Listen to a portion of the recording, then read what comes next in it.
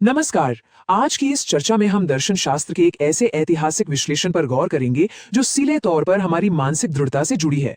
हम स्वामी विवेकानंद के जीवन को गहराई से समझेंगे और देखेंगे कि कैसे उनकी सीख आज के युवाओं के लिए एक बेहतरीन मार्गदर्शन बन सकती है। तो चलिए शुरू करते हैं।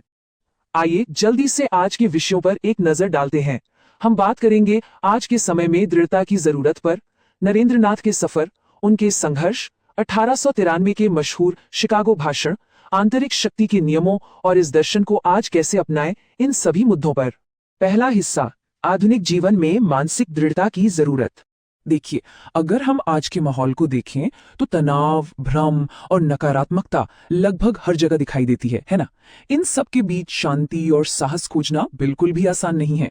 और इसीलिए इस भागदौड़ में मानसिक तौर पर मजबूत रहने के लिए हमें इतिहास के उन सुनहरे पन्नों को पलटना पड़ता है जहां से हमें एक ठोस आधार मिल सके। आगे बढ़ते हैं दूसरे हिस्से पर, नरेंद्रनाथ का सफर।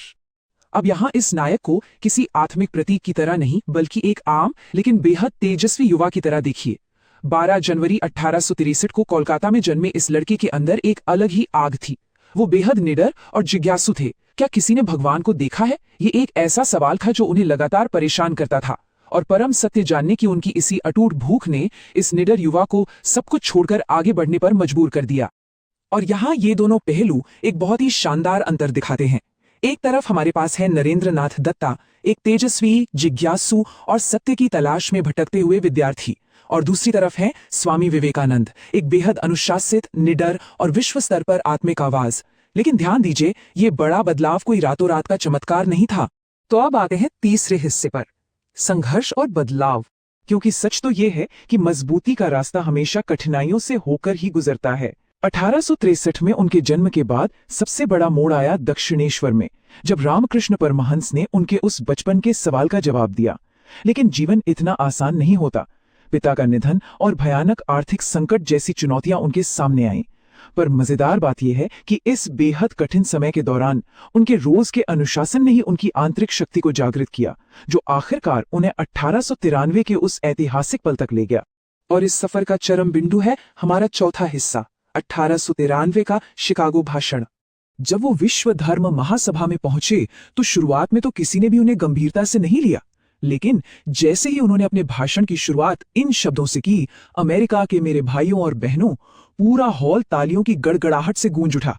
इस एक पंक्ति ने पूरी दुनिया को जोड़ दिया और वो भारत की संस्कृति, सहिष्णुता और अध्यात्म का एक अत्यंत शक्तिशाली आवाज बन गए। पांचवां हिस्सा, आंतरिक शक्ति का संचय। अब थोड़ा इतिहास से आगे बढ़ते हैं और इन बातों को व्यवहारिक जीवन में उतारते हैं। ये 4 बिंदु एक बेहतरीन नियम बनाते हैं। पहला, खुद पर विश्वास रखना। दूसरा, डर को हराना। तीसरा, अनुशासन अपनाना। और चौथा, शरीर और मन दोनों को मजबूत बनाना। ये बातें सिर्फ कहानियां नहीं हैं, ये वो अनुशासन है जो हमें और आज के युवाओं को हर रोज नई चुनौतियों से लड़ने की मानसिक दृढ़ता प्रदान करता है। और इस पूरी चर्चा का सबसे बड़ा मंत्र है ये महान संदेश, उठो, जागो और तब तक मत रुको जब तक लक्ष्य प्राप्त ना हो जाए। अगर हम ध्यान से देखें तो आज के संघर्षों और कठिनाइयों का सामना करने के लिए इससे बड़ा और शक्तिशाली आवाहन कुछ हो ही नहीं सकता। आखिरी हिस्सा, आज के समय में इस दर्शन की प्रासंगिकता। तो सबसे मुख्य पॉइंट यह है कि इन सीखों की आज भी उतनी ही जरूरत है।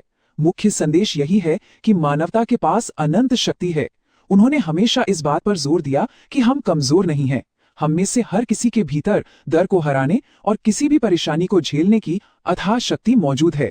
आज के इस तनाव भरे माहौल में खुद पर यह विश्वास होना बेहद आवश्यक है। इस विश्लेषण को हम एक आखिरी और बेहद गहरे विचार के साथ समाप्त करेंगे। एक विचार लो और उस एक विचार को अपना जीवन बना लो। ये विचार हमसे एक ऐसी अटूट एकाग्रता की मांग करता है जो असंभव को संभव कर सकती है। जरा सोचिए, अगर हम अपने जीवन में ऐसी एकाग्रता विकसित कर लें तो क्या कुछ आसान नहीं हो जाएगा?